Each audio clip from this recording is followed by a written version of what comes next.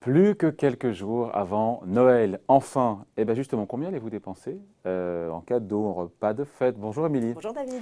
Bon, cette année, on le sait, le climat est un peu morose, voilà, il y a les grèves, tout ça n'arrange rien. Est-ce que et les Français, pour autant, ou pas d'ailleurs, vont se serrer the belt, la ceinture?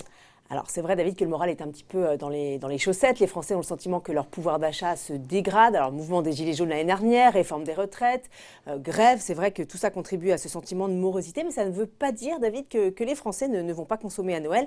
Au contraire, la période des fêtes, c'est l'occasion d'oublier un petit peu ses soucis et puis de se faire plaisir. Bon, est-ce qu'on a, Émilie, une idée des budgets qui sont en jeu? Combien les ménages français vont dépenser cette année? Alors, selon une enquête de l'organisme de crédit Cofidis, le budget moyen devrait s'élever à 549 € par personne en moyenne. Un budget d'ailleurs en légère baisse, 22 € de moins par rapport à 2018, qui traduit peut-être effectivement cette morosité ambiante ou pas.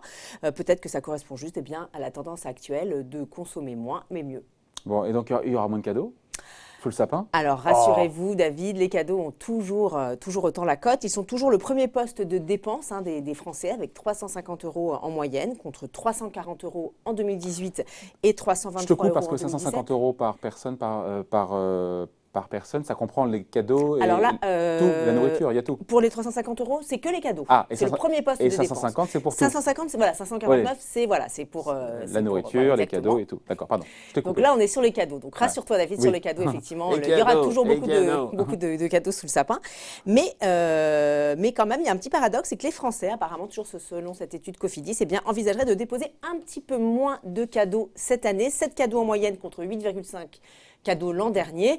Alors ça veut dire quoi? Que les cadeaux seront peut-être de meilleure qualité cette année, en tout cas plus chers. Et ça participe peut-être de cette démarche toujours un peu éco-responsable où on privilégie la qualité sur la quantité. D'ailleurs, sache David que les cadeaux qui ont le plus la cote cette année, ce sont les cadeaux culturels. D'accord. 8,5 cadeaux. Donc là, j'ai reçu un demi-cadeau. Ce sont des moyennes, évidemment, c'est pour Exactement. ça. Il y a des disparités, il y a la moyenne, puis il y a la disparité, Alors, autour de la moyenne. Effectivement, on va regarder un peu dans le détail. Les retraités sont ceux qui ont le budget le plus élevé avec 766 € dépensés cette année.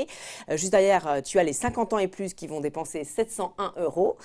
Les CSP+, dépenseront quant à eux 552 €. Les CSP-, 416 €. Les Parisiens devraient dépenser en moyenne 713 € contre 543 € pour ceux qui vivent dans des communes de moins de 200 000 habitants. Ok. Impossible, un petit mot juste sur le Black Friday, impossible de passer à côté. Est-ce que les Français en ont profité pour le coup pour acheter des cadeaux un petit peu en avance? Alors, il faut savoir que près de 2 Français sur 3, effectivement, ont anticipé leurs dépenses. Alors, certains en se constituant une cagnotte tout au long de l'année, d'autres, effectivement, en profitant du Black Friday. Ils ont été 36% cette année à se ruer sur ces fameuses promotions du mois de novembre.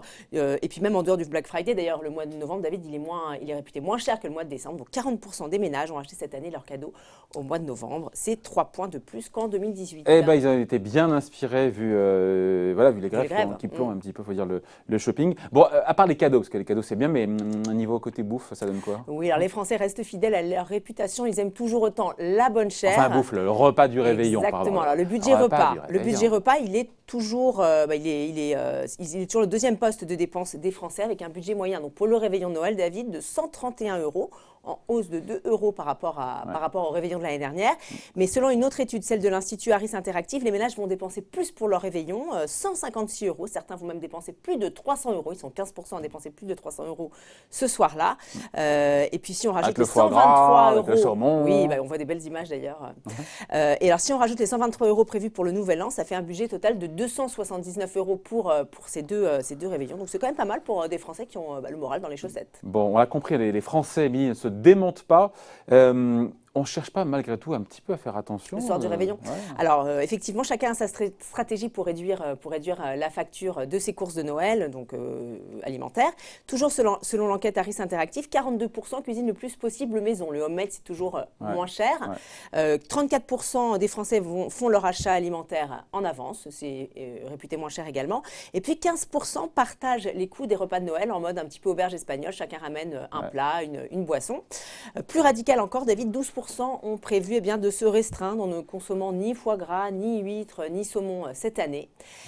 Enfin, 7% n'hésitent pas à déclarer qu'ils se feront inviter pour ne rien dépenser. Ça a le mérite de la franchise. Et puis, on n'a pas parlé, David, du budget tenu. Ce n'est pas vraiment une priorité pour les Français, apparemment, puisqu'ils ne dépenseront cette année que 34 € pour se faire tout beau le soir du réveillon. Bon, voilà donc des Français qui consomment, si on doit résumer. Moins mais mieux. Moins mais mieux. Merci beaucoup, Émilie. Bonne fête. Joyeuse fête, joyeux Noël.